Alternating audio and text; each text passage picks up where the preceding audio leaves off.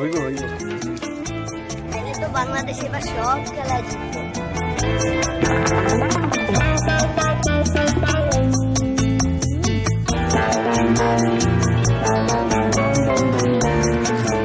কোন নক্ষত্রে কিন্তু জানে না যে তার আলোর পরিমাণ কত। ভালো বলেছেন তো। আপনার নাম কি? আমার নাম হচ্ছে রক্তিম, হাসান মাহমুদ রক্তিম। আর আপনি আমাকে তুমি করে বলবেন।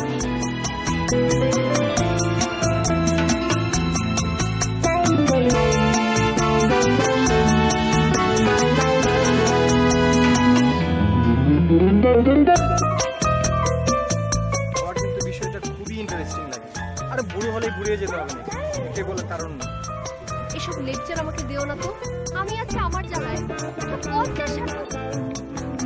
পারফর্মিং আর্টিস্ট হবে শহরে মহিষটার মনে এখন মহিষ।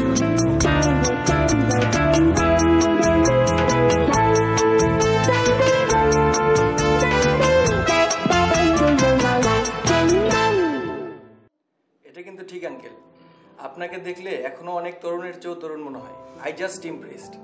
Thank you thank you. বাবা না ম্যাডাম, মানে আমি আপনাকে সরি বলতে এসেছি, মানে মাফ চাইতে। সরি না ঠিক, আমি আসলে ধন্যবাদ জানানোর জন্য এসেছি। পরে বুঝলাম যে আমার পুরনো একটা সরি বাকি রয়ে গেছে। তুমি কি জানো তুমি খুব সুন্দর? তুমি আমার সাথে কফি খেতে যাবে?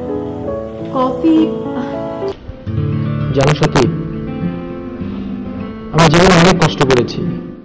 সাথী, তুমি আসলে অনেক ভালো। একদম এরকম করে ভাববে না। জীবনে বেঁচে থাকা কঠিন জানি, কিন্তু তাই বলে বেঁচে থাকার কারণেরা তো শেষ হয়ে যায়নি। আমি স্যার ফোন করিনি, আমাদের চিটাগাং যাওয়ার কথা ছিল। আমি বাইক নিয়ে যাচ্ছিলাম, আমার বাইক এয়ারপোর্টের এখানে পুলিশ ধরে। আপনি চাইলে খোঁজ নিয়ে দেখতে পারেন। আমার একটু দেরি হয়ে যায়। টাকা পেলে হয় নেশা করবে, আর নয়তো বান্ধবীর ফুচকা চটপটির পেছনে খরচ করবে। আর যাদের বান্ধবী নেই তারা আমার মতো ভিসিআর সিনেমা দেখবে।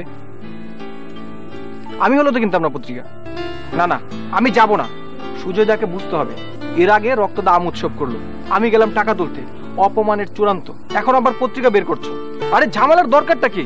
আমরা তো ভালোই আছি, তাই না? আমরা কেন নতুন নতুন আইডিয়া নিয়ে নতুন নতুন ঝামেলা করব? আর আমাদের বন্ধুরাও তো আমাদের সাথে নেই, তাই না?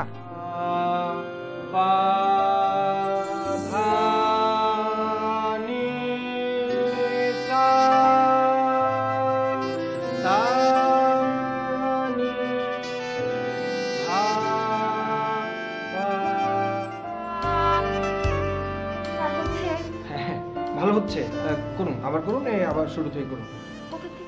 এই যে এখানে সা করুন।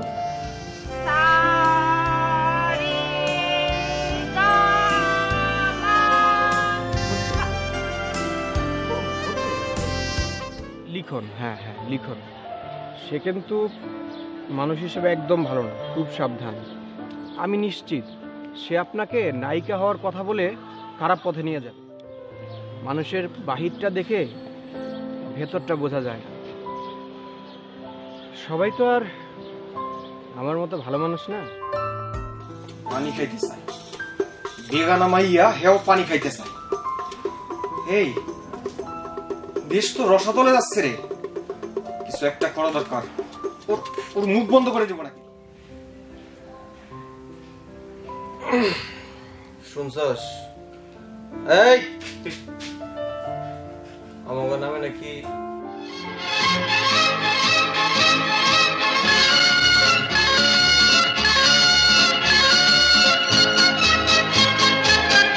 এখনো চোখ বন্ধ করলে তোমার চেহারা আমার চোখে ভাসে না। তোমারে ঠিক মতো দেখতেই পারি নাই।